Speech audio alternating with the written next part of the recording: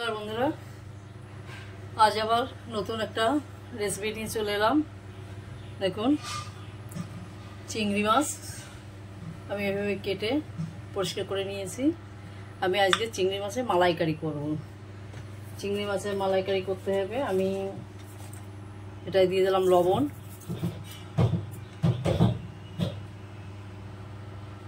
হলুদ,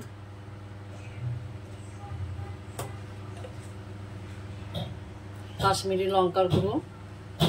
এটাকে আমি সুন্দর করে মেখে নেব। মেখে তারপরে রান্নাটা শুরু করব। আমি মাছের ডোলে ডোলে সমস্ত জায়গায় লবণ হলুদটাও মাখিয়ে নিয়েছি। এবার মাছ কটাকে ভেজে নেব। আমার কড়াই গরম হয়ে গেছে। মাছ কটা ভাজার জন্য আমি তেল দিয়ে দিলাম।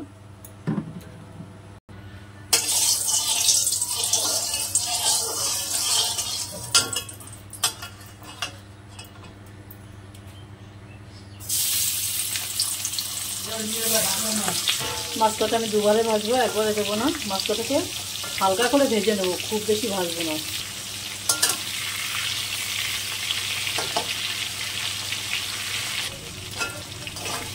মাছ কটা আমার ভাজা হয়ে গেছে, নামিয়ে নেবো। বাদ বাকি মাছ কটাও আমি এইভাবে হালকা করে ভেজে দেবো।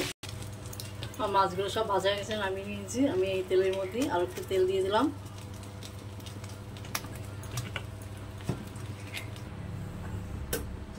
3 রকমের গরম মশলা দিয়ে দিলাম।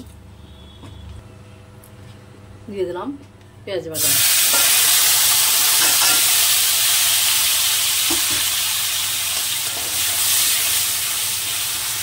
পেঁয়াজটাকে আমি সুন্দর করে ভেজে নেবো।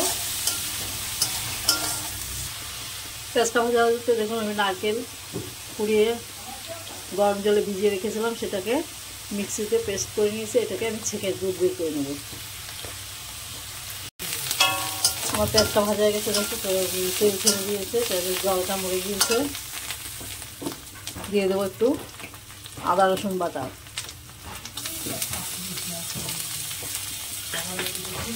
আবার একটু হালকা কষে নেবো, যাতে আদা রসুনের কাঁচা গন্ধটা চলে যায়।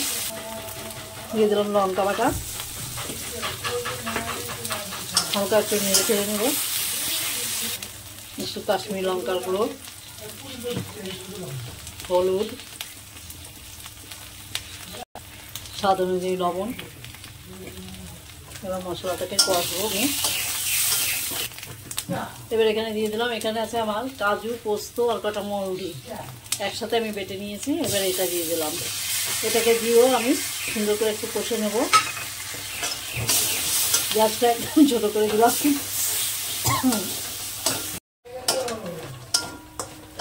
মশলাটা কষা হয়ে গেছে। মশলাটা কষা হয়ে গেছে। আমি এখানে দিয়ে দিলাম নারকেলের দুধটা।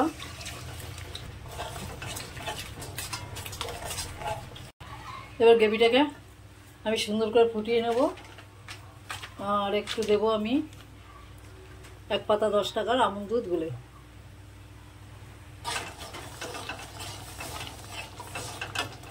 গ্রেভিটা ফুটছে। আমি এই মুহূর্তে মানে এই সময় আমি এই আমুল দুধটুকু গুলেছিলাম, এটুকু দিয়ে দিলাম। আবারও গ্রেভিটাকে সুন্দর করে ফুটিয়ে নেব। গ্রেভিটা আমি সুন্দর করে ফুটিয়ে নিয়েছি। এবার এখানে দিয়ে দেবো ভেজে রাখা মাছ কাটা।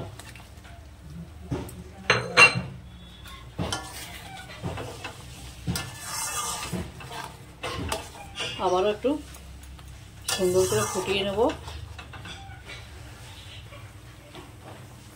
সামান্য একটু চিনি দিয়ে দিলাম। আমার চিংড়ি মাছের মালাইকারিটা হয়ে গেছে। যাই হোক, আমি এতে কিন্তু এমনি জল দিই নাই। নারকেলের দুধ, 10 টাকা দামের 1 পাতা আমুল দুধ গুলে দিচ্ছি। এবার আমি মালাইকারিটা নামিয়ে নেব। নামানোর আগে আমি এখানে দিয়ে দিলাম একটু ঘি,